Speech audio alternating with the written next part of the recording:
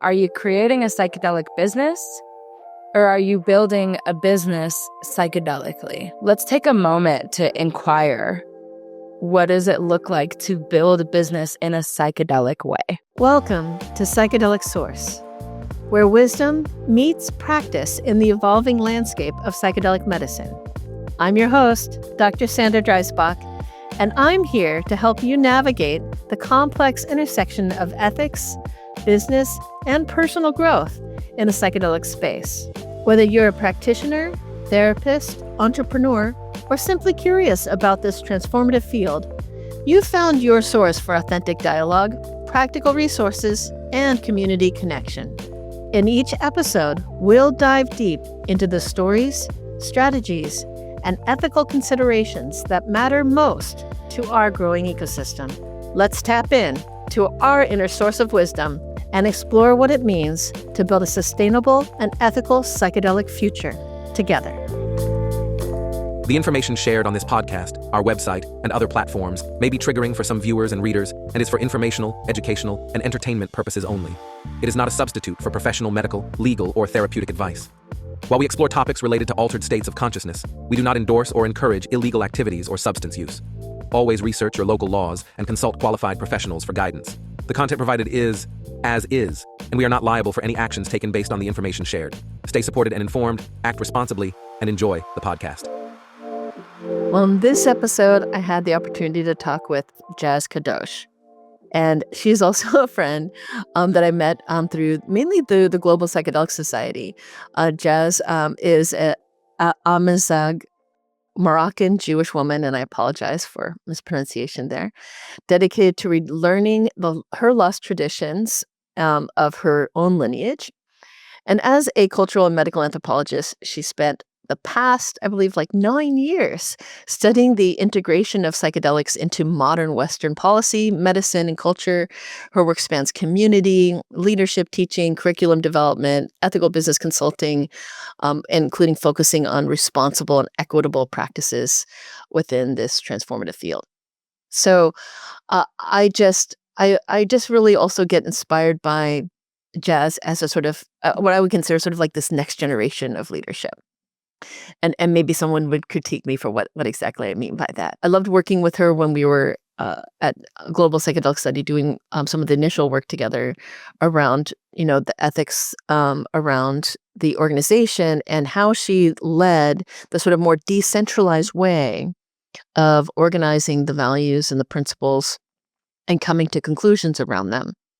And it's hard to even really capture, right? Because, we would work around in like a Google Doc all together at the same time. And it was after we'd done a survey, and I've done surveys with people in the past. So for me, it was really refreshing to see how she approached these same sort of challenges. And I found it really inspiring, having her lead the community of leaders, right? Many of the people who I've been talking to so far are leaders of leaders. And I hope you get that sense from her in our conversation today. You get a sense that she's not only trying to be a leader in her own life, but a leader in her community and helping to support other leaders in doing the same. And you'll hopefully get a little of the edge of our friendliness towards one another and each other's work. I think sometimes people get this concept that what it means to do work in the psychedelic space is about competition or about, who's going to be the one person who's known for X. And I feel that Jaz may agree with me, and I realize she can't comment on this right now, but I really do feel that it's about community more than competition. And I hope you see, at least in terms of both of us doing work around ethical practice, around leadership and communities, that we really do support one another and are really curious and supporting and learning from each other. And I love what she brought to the table around a decentralized and equitable access in her perspective on what it meant to do psychedelic business psychedelically. Well, hi, Jaz. I am so grateful to have you on the show on one of our earliest episodes. And maybe you could say a little bit more about you and your work And what inspires you in terms of like connecting people in community and resources? Yeah, thank you, Sandra. Thanks for having me. Really excited to chat with you today. Yeah, so by trade, I'm a cultural and medical anthropologist. I've been studying really how the modern Western world is integrating psychedelics into its modern practices. And so that includes modern policy, medicine, and culture. And so I kind of look at, this like what I call a threefold paradigm shift occurring when it comes to bringing psychedelics into the mainstream, so to speak. And yeah, just really have like a curiosity around what it looks like to do that in an ethical way. And I remember when I first started my master's, I had that question, and it's like, how do you integrate psychedelics into the Western world ethically? And my supervisor was like, that's not a thesis. And she's like, that's just way too broad. And I'm like, okay, I will just get more narrow there. And it's funny that, nearly 8 years later, like I'm still finding myself asking that question. And to me, I would say like there's many ways to do that. Of course, we'll get into today, but overall, my mission in this work is to democratize access to education and various resources. And so in my many roles that I hold in the psychedelic space, that's really what I'm working towards, is democratizing access to education so that we could really ensure a more well-rounded movement as we move forward.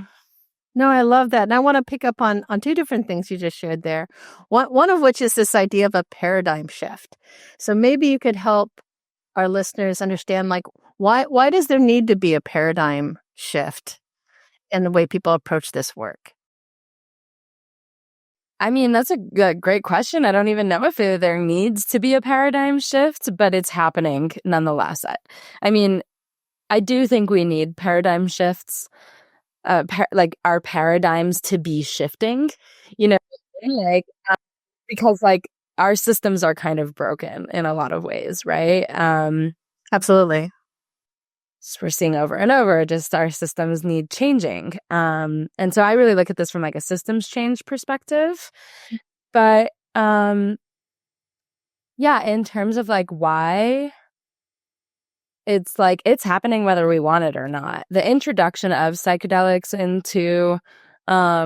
into policy reform and into modern medicine systems is going to inherently cause shifts and changes.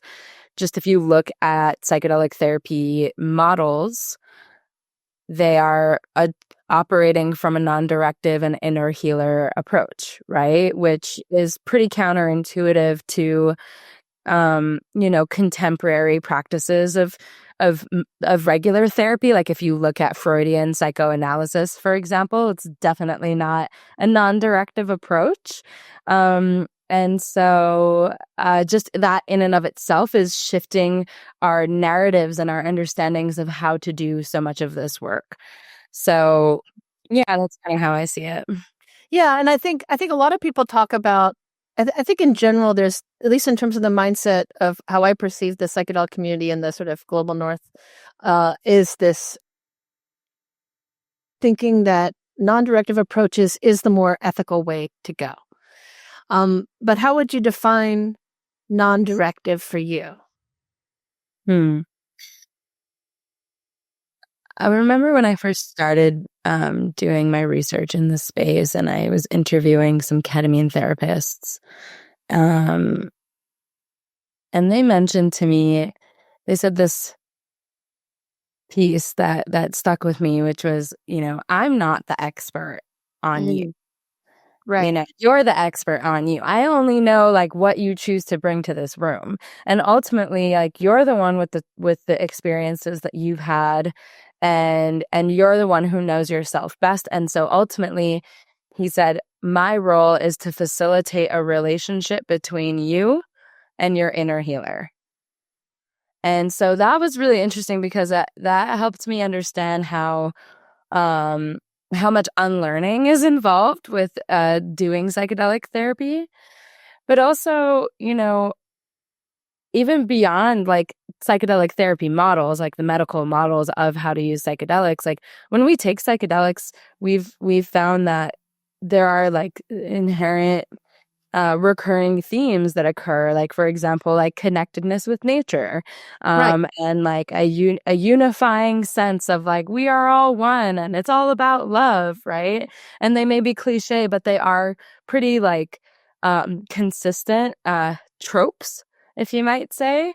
And so that in and of itself is just like kind of breaking down like what we were taught and building a little bit of a different relationship with self and with nature and with the folks around us, I love that you shared that it was both not just the idea of non-directive in the idea of supporting one's own journey and connecting to one's own sourcing, inner healers you mentioned. And I should give props to Kylea Taylor for supporting that term and proposition of that term.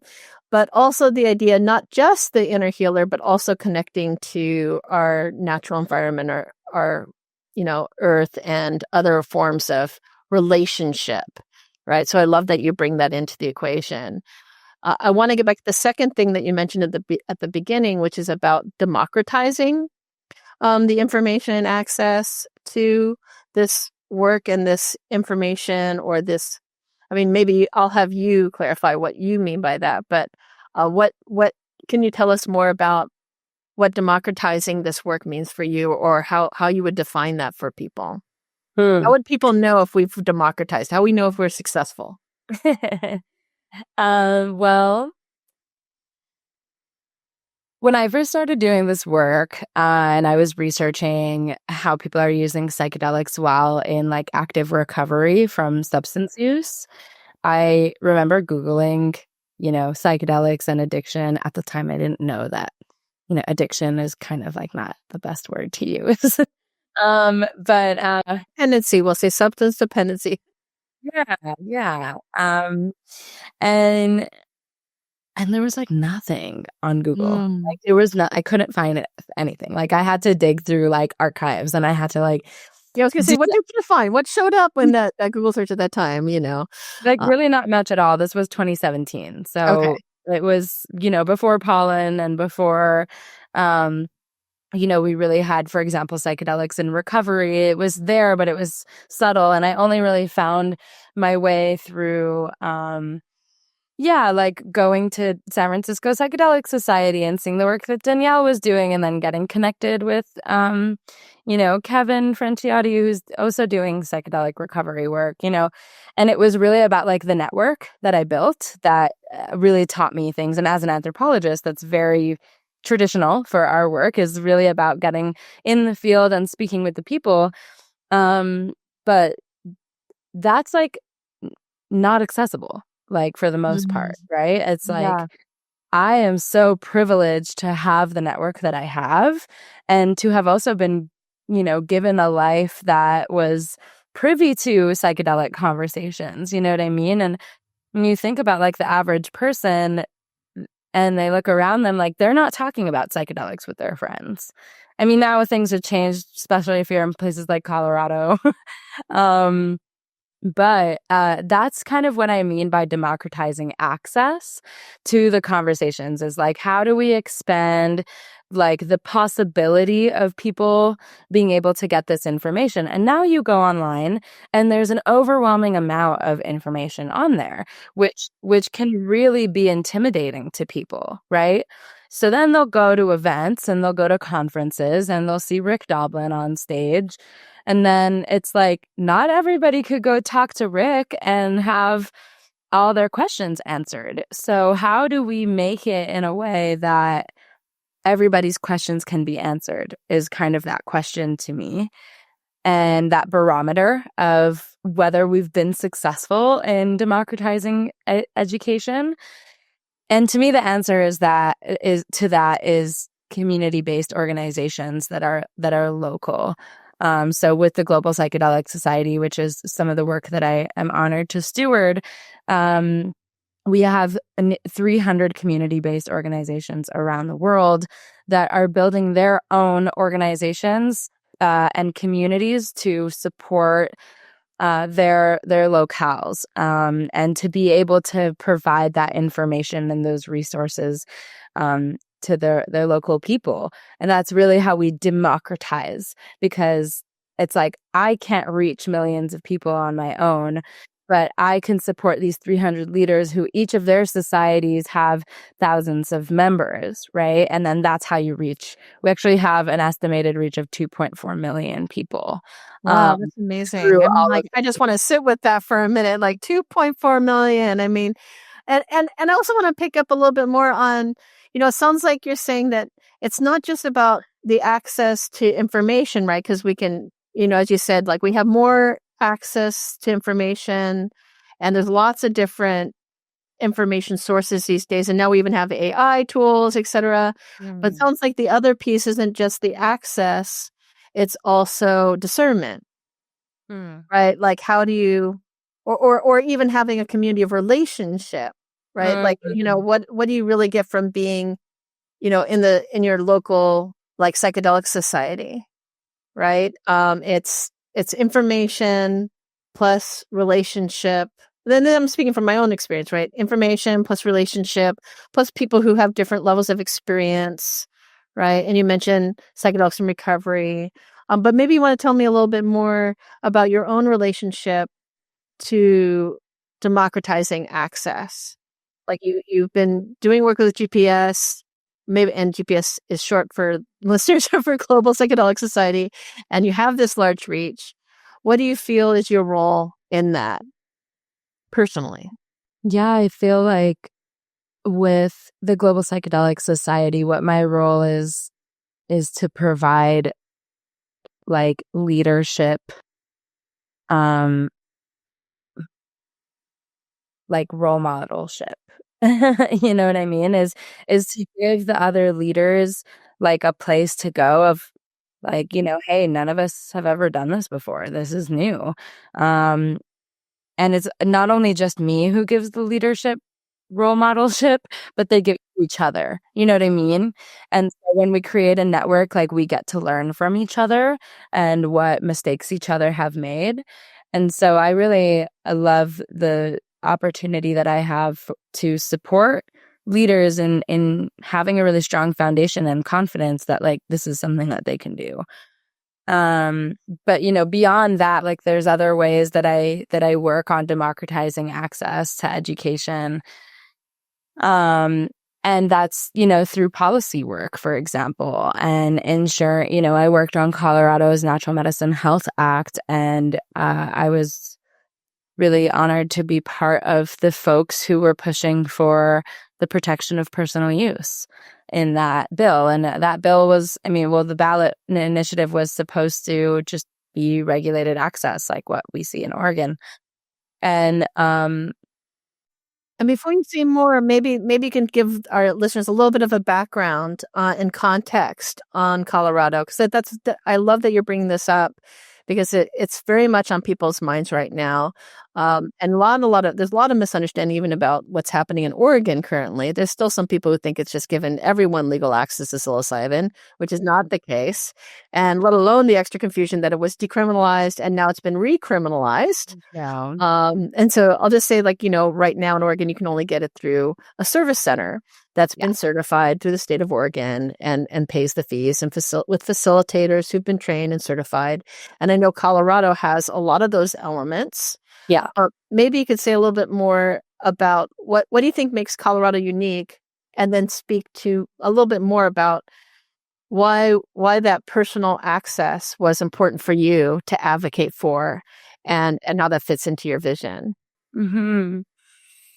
Yeah. So right now what Colorado has is they're literally tying up the rules and regulations process right now of figuring out exactly what goes into the process of somebody becoming licensed by the state to offer services, psilocybin services.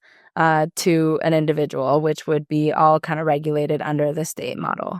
And so real soon, we're going to start having training programs that are training facilitators to get their licensure and to be able to offer those services. But at the same time, we also decriminalized personal use in there. And the reason for that was because, especially in a place like Colorado, which is native land of nearly 48 different tribes, or more actually, and primarily the Cheyenne and the Arapaho. But it was really, California and Colorado both used to be Mexico. And it wasn't that long ago that it shifted over to the ownership of the United States. And so as a result, we have a lot of Indigenous communities here. And, I come from Canada, where indigeneity is a very different story than what indigeneity looks like in a place like Colorado. So we'll have folks from Mexico who came here even relatively recently and be able to claim indigeneity to the land because it's very possible that their ancestors traversed here as well. And so as a result, we have a lot of like Mazatec folks who are really close with psilocybin traditional use. And we felt it would be really strange to only offer psilocybin under a regulated model that costs nearly $3,000 for somebody to get access to. And in a way, I do have to admit, medical or regulated access does expand access, right? Because then folks like my mother, who wouldn't work underground, or my grandmother, would feel comfortable because it's like now this is somewhere that's in a biomedical kind of framework. It's safe for me. There's a nurse at the front desk. There's somebody wearing some kind of white coat. Somebody's taking my vitals. These are all indications for us that this is safe. And this is something I learned in medical anthropology, that the biomedical system is also a cultural understanding of healing, right?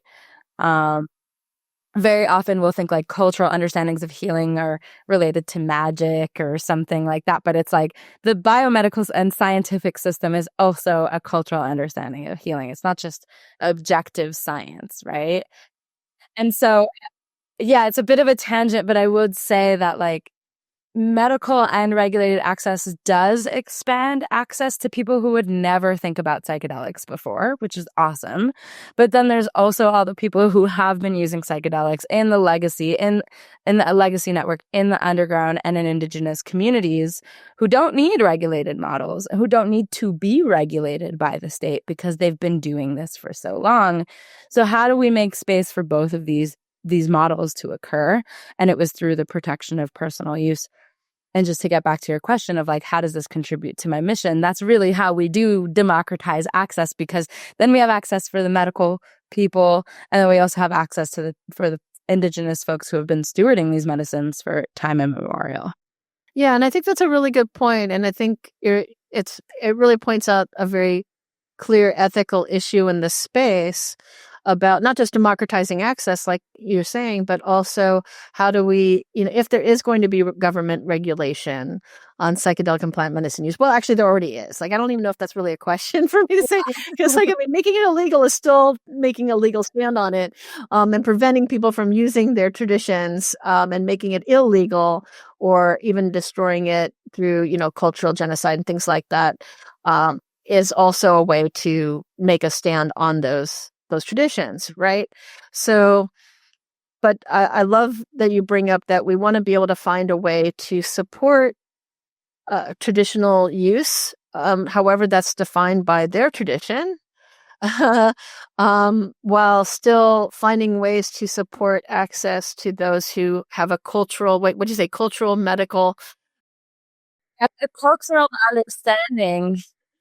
Yeah, of way of looking at healing. Because I think sometimes people say like, oh no, the global north doesn't actually have a tradition or a culture around these things. I'm like, no, we do. It's just when you compare it to the richness of some of the other ways of thinking, it actually gets us back to paradigm shift. It's a paradigm shift and a different mindset on what constitutes healing, what constitutes safety, what constitutes democratized access, what's actually supportive for healing, because we're using the same words often, and I'm already assuming English right now. Worth recognizing all the languages that exist in First Nations across the world. That even the word democratizing for us, right, which is useful for us to say, is it ends up creating unique issues around, what does that really mean to hold space? Even focusing on the personal versus like the community is a particular mindset of, I would personally at least argue is a Western mindset, but we're coming from where we're coming from, right? and democracy and the sort of supporting of the idea of individual access has been so important, and is definitely a value that a lot of us support. What are the pain points for you in training? Like, obviously you did a lot of advocacy for Colorado. It's still, as you mentioned, the rules are being still finalized, and we really don't know exactly how much it's going to cost for people, but it would still be an improvement from where we're at currently, right? What were the challenges either in that process, or what do you see as the challenges currently for yourself or others in the space trying to improve access to psychedelics and plant medicines in an ethical way, right? There's lots of ways to give people access, including to their inner healer or their inner resources, as you say, right? Because we're not just looking at external ways of creating that access, but internal ways of creating that access. Yeah, I see this really interesting tension that is recurring in the space. I've worked in some startups and psychedelics, and I'm now shifting into like consulting for business ethics. And what I see very often is, as I mentioned earlier, there are like these tropes that occur within psychedelic work. And of course, every experience is very different. But overall, it's like, we can agree that it does like create increase a sense of empathy and connection to others and connection to earth, right? If we could speak in these like generalities. And so then I find there's so many people who have these life-changing experiences, right? And they're like, oh my God, I'm going to leave my corporate job, right? And I'm going to start a practice, either like doing psychedelic therapy, or I'm going to open a company that does XYZ, or a tech company, or whatever it may be, right? And they're like, I want to dedicate my life to this work. And there's a series of things that happen when that occurs.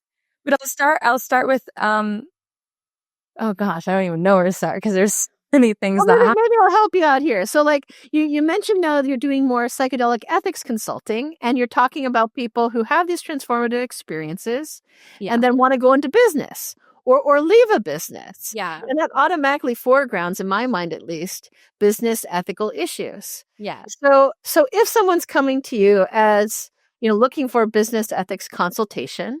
Yeah. Right? What kind of problems are people coming to you with? Yeah. And what are the sort of like what kind of general advice could you give someone, who is faced with these sort of dilemmas, whether it's from a journey perspective or as a business perspective? Yeah. Thank you for that. And it's like they have these experiences, everything kind of shifts, but then the models with which and like the tools that we have to build businesses are in contradiction with each other, with like the lessons that we learn from the medicines, and then like the systems, like they don't work hand in hand, right? Because when we're talking about like the general well-being of the world, it doesn't work for investors. And we're currently operating in a capitalist system. So I often see people struggling, like, okay, how do I ethically engage in capitalism while building a psychedelic business? Because, There's so many people who get this message of like, I'm not supposed to sell I'm not supposed to sell ceremony. I should not receive money in exchange for ceremony, right? That's like something or even further saying that there's no ethical practice under capitalism. Exactly, right. And the system itself is not working in our favor to set these things up in a way that is in conjunction with the lessons that we've learned from psychedelics, right? And so we have these people who may come from corporate worlds that they're like, I want to work in this space and I want to do things, but they're still operating in those systems that we've been trained in, right? And then even if you're not operating in those systems, there's not many alternatives, right? So I come to folks with this inquiry, first and foremost, are you creating a psychedelic business or are you building a business psychedelically? Is really that question of like, let's take a moment to inquire, what does it look like to build a business in a psychedelic way? Now, I love that, and I believe I've heard you share that before, and maybe I should ask you to even say a little bit more about what is it, what really defines approaching business psychedelic, or the psychedelic mindset, or the values. Because really what I hear in that, obviously coming from my ethics mindset, is like that there's certain values that are a part of doing work psychedelically. And if they're shifting either their business practices to be more psychedelic, or they're creating a psychedelic business, I probably also psychedelically, right? Right. Then there's right? Yeah. Then there's certain things that what would be a way to either indicate to you that someone, yes, you are doing business psychedelically, or something that would flag you to say, no, you're definitely not. And feel free to use an exemplar, because I love that you brought up in the beginning about how we should be the examples as leaders, right? Maybe there's a particular business exemplar you can think of that you see as doing work psychedelically, or a business that is run psychedelically that could help us understand in a very specific grounded context. But but you're the anthropologist. You tell me. It's funny because I feel like we're still in the inquiry stage. And as an anthropologist, I can't prescribe, what is right for whatever for whoever I'm speaking to, because different cultures need different things and have different needs, but also like different business ecosystems have different needs as well. And so when I started my consulting work, I was like, I'm going to tell them what to do. And it's like, no, that's not how it works. It's actually, I'm going to ask them a bunch of questions. And it's really encouraging the founders of these companies to be in the inquiry of the why, and the how, and like what that really looks like and what it looks like to be in integrity. And so really being in that inquiry with each founder, and saying, or asking like, what are the values of the organization? Okay, like have you gone through figuring out what the values are? Because like I don't know what your values are. Like I'm not going to prescribe them to you, though. Like secretly, I have opinions, but really, it's an inquiry. Okay, so all right, so these are what your values are. Great. So how do these values reflect in the way that you're governing your organization? Okay, so you have these systems in place. Does that reflect the values? Right. And I think that's so important. I couldn't agree more with not just the idea of inquiry as being essential. I know now my philosophy side's showing, but we won't give you answers, only questions.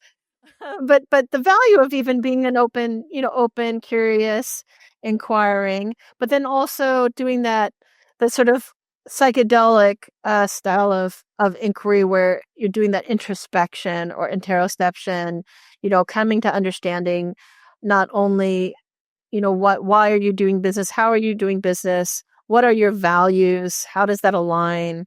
And I can definitely see how that could be a psychedelic business. Like it's not just saying like we're absolutely right and we have all the answers, but we're open, we're curious, and being supported. As it sounds like what you do is you support their inquiry process and encourage them on their terms, not necessarily on your terms. Exactly. You know, even though obviously they're coming to you for a good reason, and helping them through that value inquiry to create. Because I would assume then, like once you've created some clarity for them on their values, then you help them to like come into alignment with those values. Yeah, and it's also like the same inquiry of like, well, how have psychedelics been supportive for you? Right? Because again, like, yeah, we have the tropes that we could turn to, and I'll probably see recurring themes happen. But at the end of the day, like they've had their psychedelic experience that encouraged them or maybe not encouraged, but inspired them to build this company, right?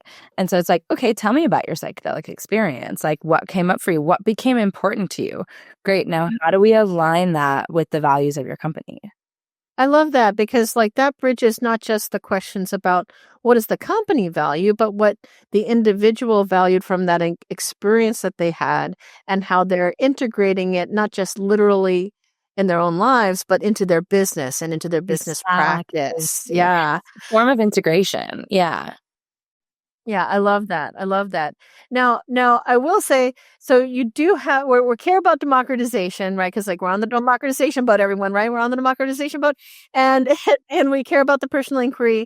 So how do you, when you're trying to work in integrity in practice, how do you bring that part of the conversation to the table that's important to you and your mission?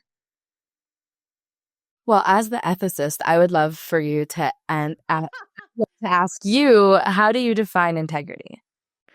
Well, it's funny because like there's the element of integrity for myself that is personally defined, right? Like if it's important for me to be in integrity to spend time with my kids, right? And you don't have kids, that doesn't, make sense for me to say like, well, you're out of integrity, right? Yeah. Right. So there's always going to be a personal element to me, or cultural element to me, or what's important to you even at that time of your life or in your relationships. But for me in general, it's basically what you value, what you say, what you do, are what you actually do. So if I say, for example, I believe it to be in integrity is to be honest, and I'm dishonest, that would be out of alignment, out of integrity. Right.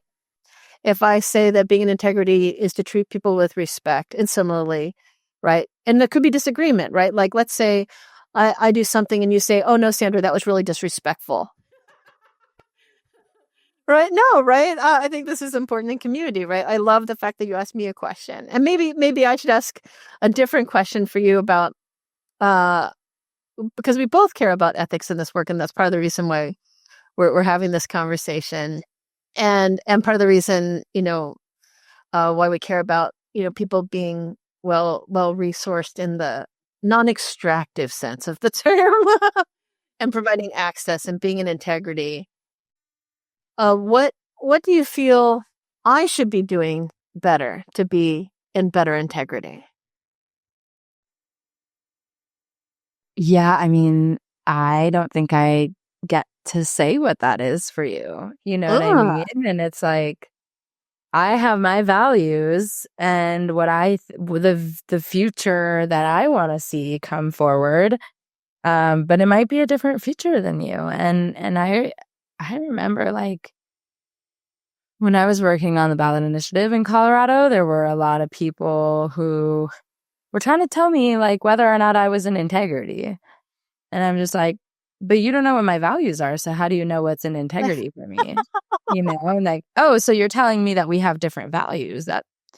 Okay, let's move from there. You're saying that I'm not integrity for your values of what integrity is, not based on what my values of integrity are, or even assuming that we have a universal sense of what integrity is. Right. And anyone, right, that any disagreement is automatically someone not being in integrity.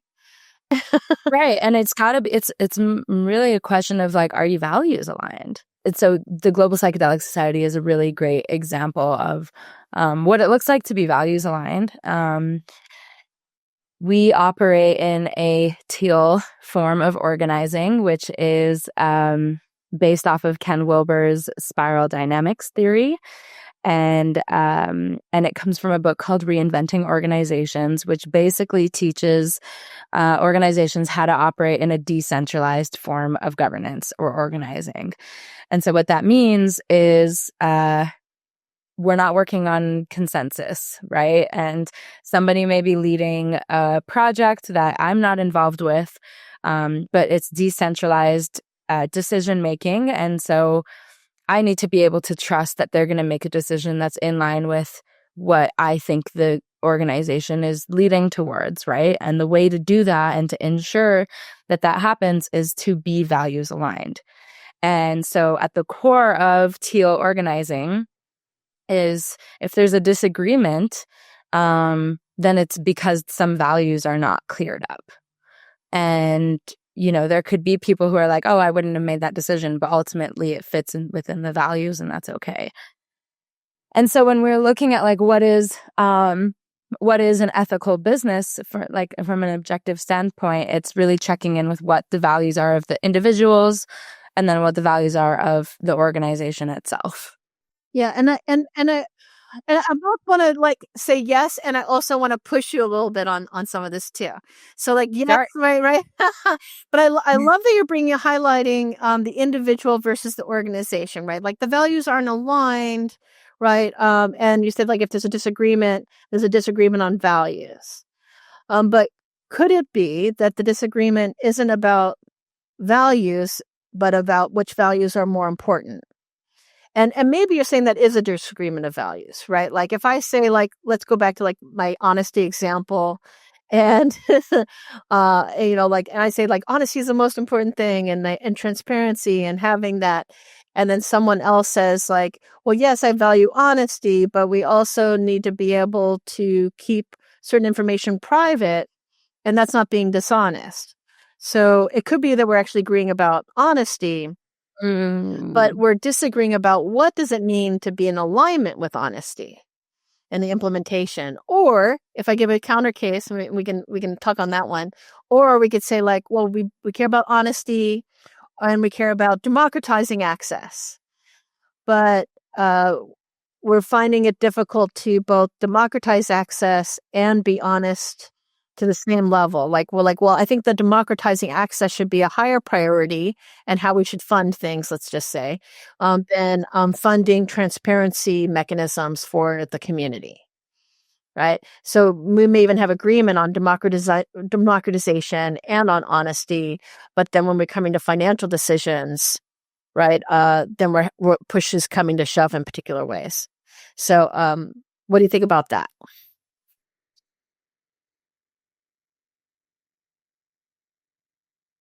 I mean, I think you're right. Well, I appreciate that, but Yeah. I also think you're right too, right? That's what I'm saying. Yes, and let's go with the yes, yeah, and yes, and ethics, right? We should probably put that out here. No, because right, if you don't know what those values are of the organization, if you don't know what the individual's values are, and you don't know where they align and where they don't align, you're definitely going to have disagreement, right? Exactly. And ultimately, it really just comes down to making sure that discussing values is at the forefront of, Yes. of how things are happening and how decisions are being made. Yeah. And to me, just on a, that's the Global Psychedelic Society, which is a community-based organization, Sure. right? Which is very different, has very different things to consider than a tech company, for example, right? But yeah, so it's if we were to look at a tech company, for example, and there's you're talking about okay, well, how do we prioritize each value? It's well, the question before that is well, has the company had conversations about the values? Right. So let's say they've had the conversation. We've had all the meetings. We've done the teal process. You don't have to be teal. No, No, no. I'm just using it just because that's the example. It doesn't even matter what the model is right now. But like, let's just say it was teal, just for the sake Yeah. of argument, right? We've used the teal process. We have clarity on our values. We know where we stand in relationship to the organization, and we run into a problem. Mhm. What do you generally advise people to do in order to be able to help support? I mean, I realize maybe this is too abstract. This is maybe too abstract. Maybe it needs to be more concrete. Maybe that's unfair. But maybe you could give an example of a problem you've helped without, disclosing anything you're not allowed to disclose. Maybe give us a case study of something that we could look at that our audience could get value out of in helping them when they are facing their own challenge with values, either with an organization or a community. I feel like I would love an example of Okay. like what kind of challenge. Well, I'll give you one that you had. and I'm only laughing because, like you mentioned earlier in our conversation about Colorado and personal use. And I know there are a lot of challenging conversations in Colorado around that. What were some of the ways you were able to advocate for personal use? And in that conversation, to explain to people from different perspectives why that's an important thing to value based on many perspectives that you're trying to consider.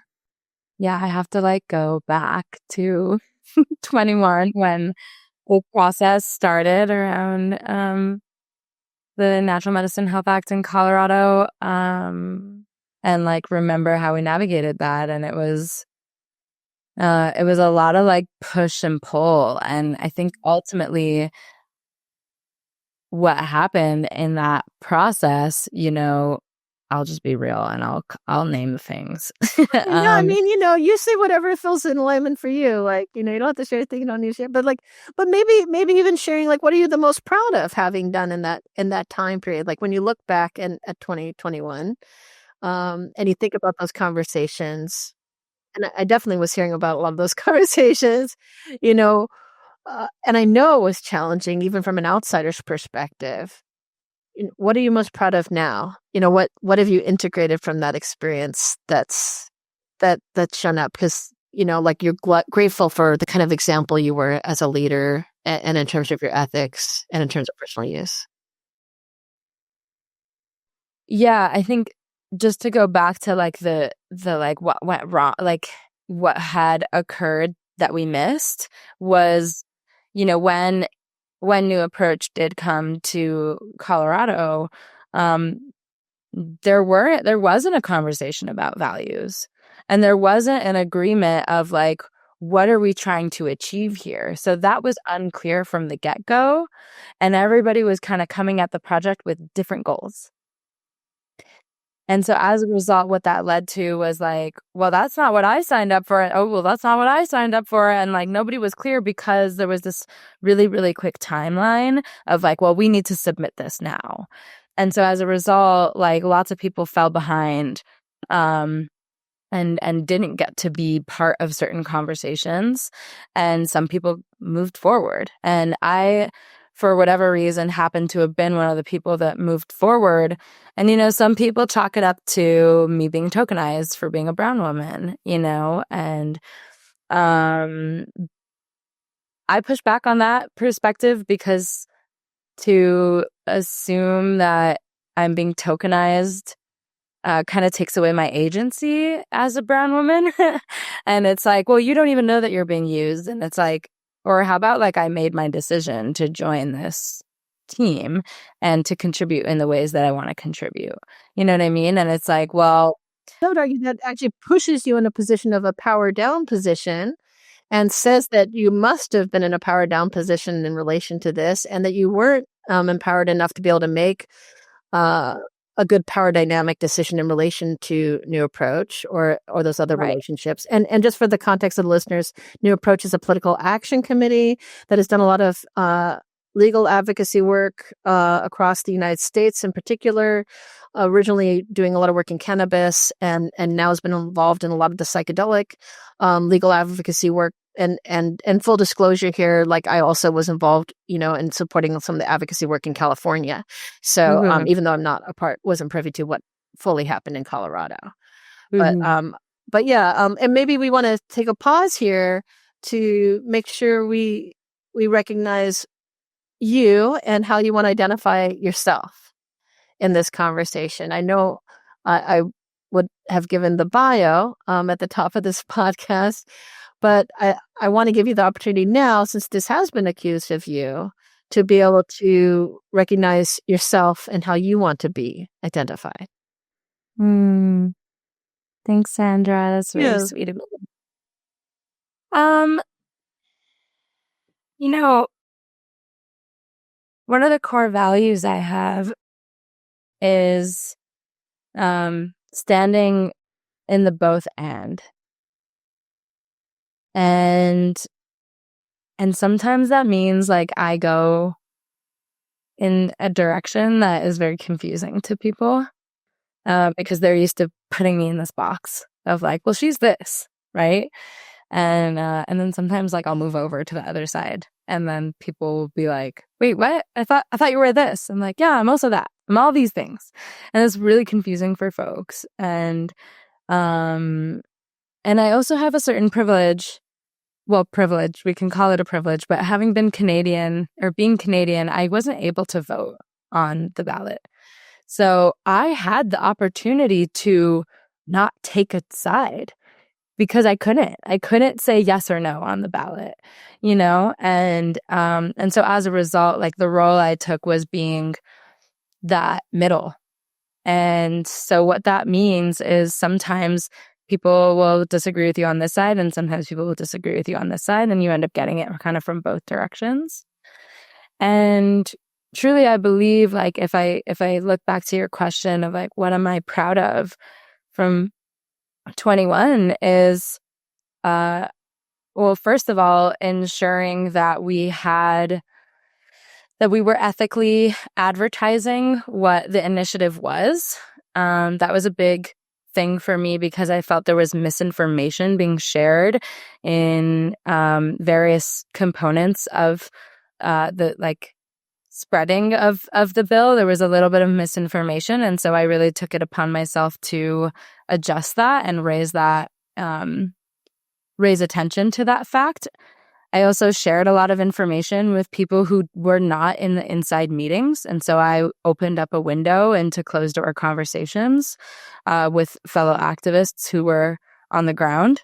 And then I also really learned a lot from that experience about systems and also about not having to agree with everybody, like this values thing, you know? And I'm just like, for a really long time, I was like, okay, how do I please everybody? How do I be the savior here? Or something That's like the that. rescuer, the people pleaser. I'm very familiar with these.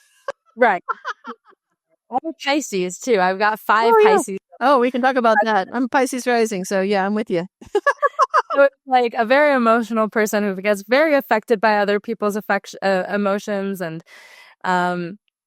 And at some point I had to realize like, oh, you know what? There's going to be people who don't agree with what I'm doing, and that's okay.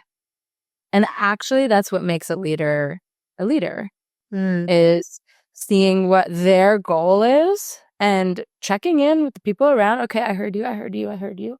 Okay, cool. I've gathered this information. Now these are the steps I want to take forward. And if you guys want to come with me, that's great. And if you don't, then that's okay too.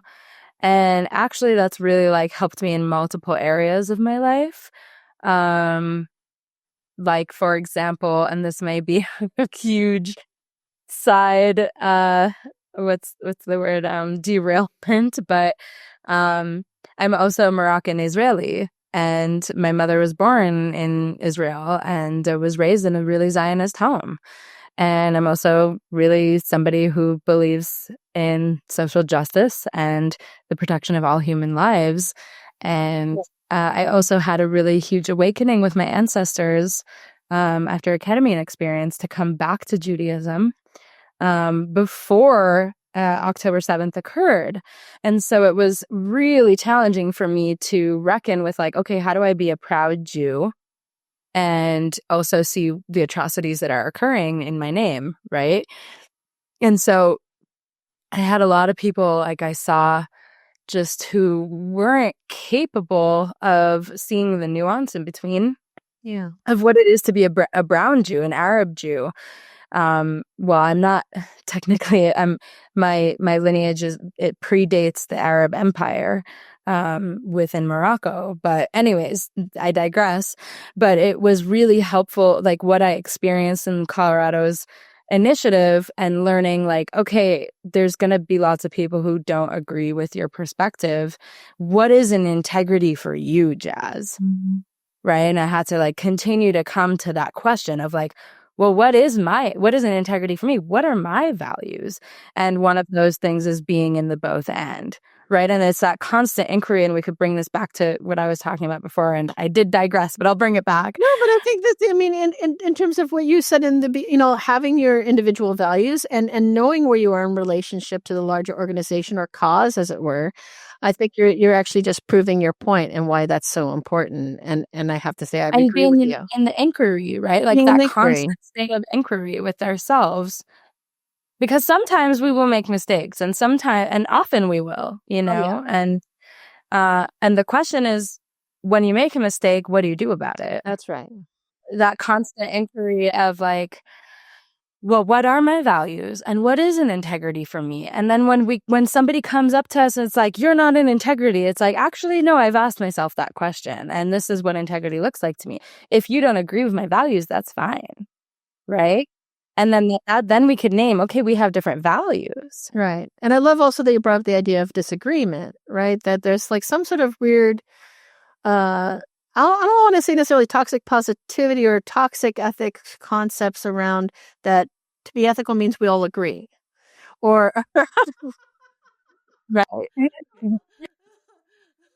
And holding space for, like you mentioned, being a leader and collecting and gathering and listening to people who you're working with about what their values are and holding space for that disagreement.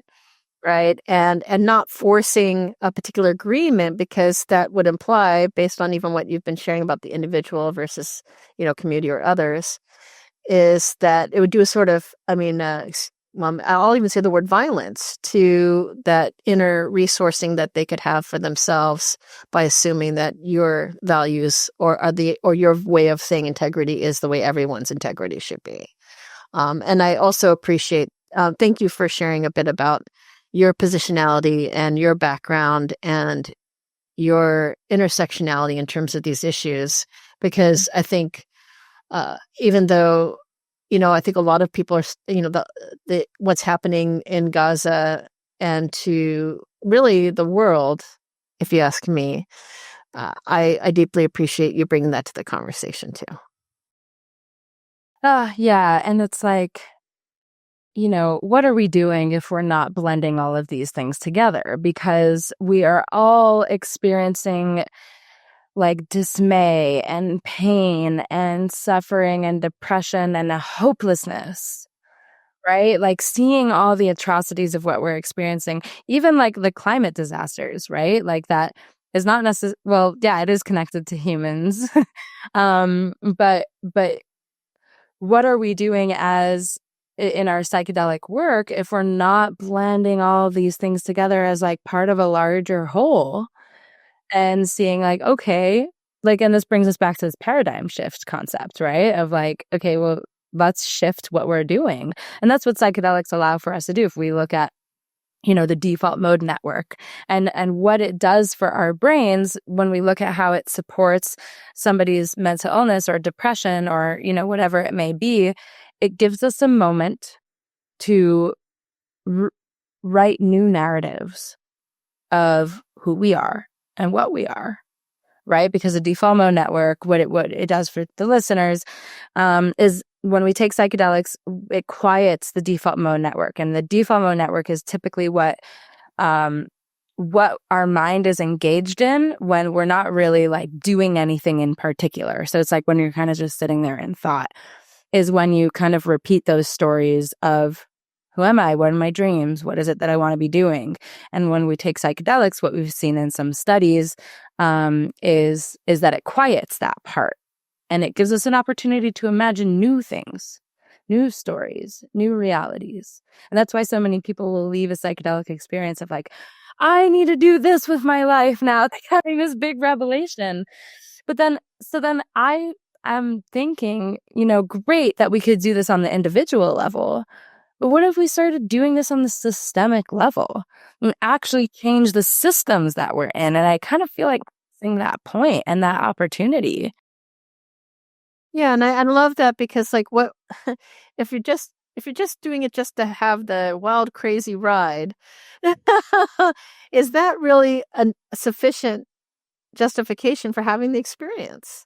Right? If you're not bringing it into your life, into this world, into our lived experience, into, like what making the world literally a better place. And, I don't care if it's a trope, I don't care, like I'm definitely all about love. I'm not unapologetic. I'm definitely about community and supporting one another.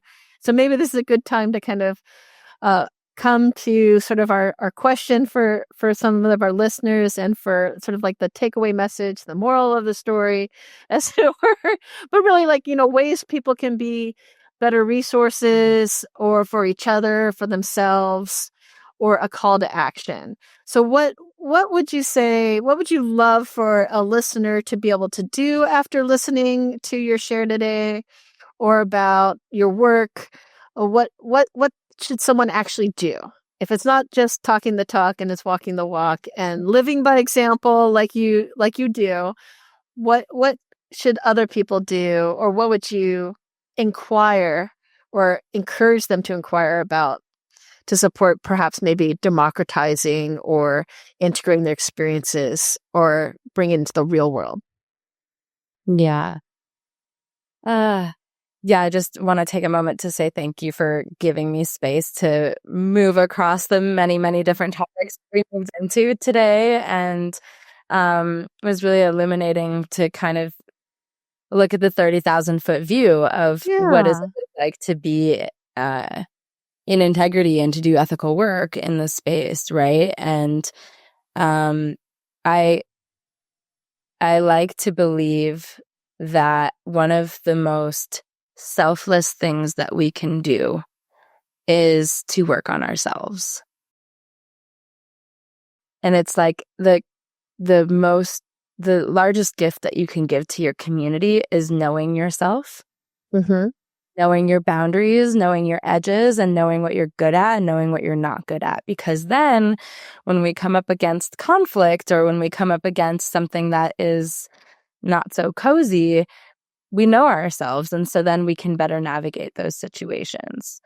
And so my call to action is to continue to do the work on ourselves and to always be in that self-inquiry of what is integrity for me? What are my values? Because when we know that, then we can meet people where their values are. And I remember somebody saying like boundaries are really just like this, the land at which like we can meet each other on. So that we can know where each other's boundaries lie. And so when we know ourselves better, then we become a better community member and then we become a better leader as well. I love that, especially with my bias towards philosophy. And it always calls me back to the Oracle of Delphi, and you enter. They had a few different adages inscribed at the entrance as they would go to see the oracle, and one of them was "Know thyself," and that before you enter into the darkness of the cave, into the into the journey, into the experience. But it sounds like you're not saying like not just going within when you're having the journey, but as you come out, continue to inquire, continue to know yourself. Don't stop asking the questions. The journey never ends. Yeah. Well, thank you so much, Jaz. You're such, a pleasure and a delight to talk with. I love being in community with you. It's been it's been an adventure just, knowing you as a friend, as another community leader, and inquiring with you today together. So thank you. Thank you so much for having me, Sandra. This was a really sweet conversation. One of the themes I hope you start to get from some of these earlier episodes is this notion not just of ethical practice, but how that's combined with leadership. and community, that there isn't really this sense of separation that we have the illusion of having sometimes when we think about what it means to do this work. Is like, oh, it's just your specialist in, let's say, pharmacist, right? You're a pharmacist and that's all you do, right? But it doesn't often approach the sort of intersectionalities, these intersections of our own life, the living aspect of what it means to not just do work in community, to do our own shadow work in relationship, what it really means to be a leader in and when we're trying to really innovate and heal a lot of the challenges that have happened in the past and even currently, right? An ongoing way. So these first two people who I've had conversations with, both Jaz and Dr. Lola, are leaders in their own right, and connected their own lineages in their own histories and relationship, and really unique and really beautiful. And you can see how, also for me at least, what's important in terms of one of the things that's important for me in terms of diversity, equity, and inclusion is realizing that, we're not trying to create homogeny. We're not trying to create sameness. That real diversity is going to require difference. And if there's going to be differences, the unique, beautiful differences, just like, different works of art, uh, you know, uh, each culture, each community, each leader, each person in the space really adds to our value, and no one really is taking away. And the more we can lean into having not just open, honest conversations, but the difficult conversations, allowing space for conflict, right? There's going to be conflict. That shouldn't be seen as something negative about our work, right? That should be seen as growth. That agreeing all the time, you're more likely to go into like spiritual bypassing or, you know, um, ethics washing and pretending that everything's okay when there really are difficulties. We really have differences. And if we want to celebrate these differences and these unique aspects of our culture, of our psychedelic practice, of plant medicines, of the unique ways people have relationship, whether it be First Nation, whether it be the Western global North, whether it be the sort of some of the newer models that are coming out. I hope you see from just these couple of conversations that we can hold space for different ways of leading that may not be the same, and they have and the different backgrounds that actually enrich us, that enrich the conversation, that enrich the community, that allows us to explore aspects of ourselves and our relationship that maybe we couldn't access any other way. And and I also, I'm thinking right now about something Dr. Lola was sharing about how we we need to realize that no one is untouched by the sort of Western global North influence. That even from her experience from where she was in Nigeria, that was always present. And so for her, it was very natural to bridge both worlds because both worlds were co-present. And while I can't really speak to what it's like for her or what it's like for Jaz to try and, connect to the lineages or remain connected to the lineages, right? We have a kind of a contrast here in both these episodes where we have one who's trying to reconnect and reestablish those connections and relationship, and another who was born into those relationships and connection and community. And and and how both are working towards building greater community, greater relationship, greater understanding, as well as support for their communities of origin, and the different challenges that they are facing, both whether you're looking at sort of like their lineage traditions and trying to keep them preserved, or whether you're looking at it in terms of like how do they do this work? How do they show up in an ethical way for them in their leadership, in their work, in their communities, in their teachings and trainings or education that they're doing?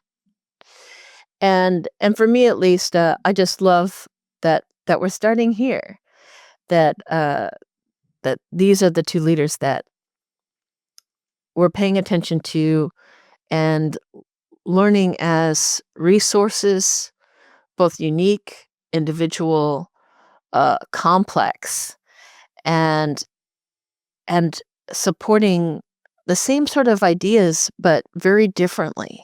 And that's not to dissuade their uniqueness. The uniqueness and way that they're serving and showing up is very much to be valued. So hopefully, as we start building sort of like some of the messaging that we can kind of gather as we build this podcast going forward, that we start with this sort of openness and really listening to people as they have come and continue to come into greater relationship and build the sort of psychedelic community that is well resourced and well supported. Hope you enjoyed the first few episodes and looking forward to continuing the journey with you. Thank you for joining me on Psychedelic Source. If you found value in today's episode, please subscribe wherever you get your podcasts and share with others in our community. And if you're a psychedelic practitioner, therapist, or coach looking to identify blind spots in your practice or determine next steps for moving it forward, take the first step by visiting psychedelicsourcepodcast.com. Until next time, remember, start low, go slow, and stay connected to your source.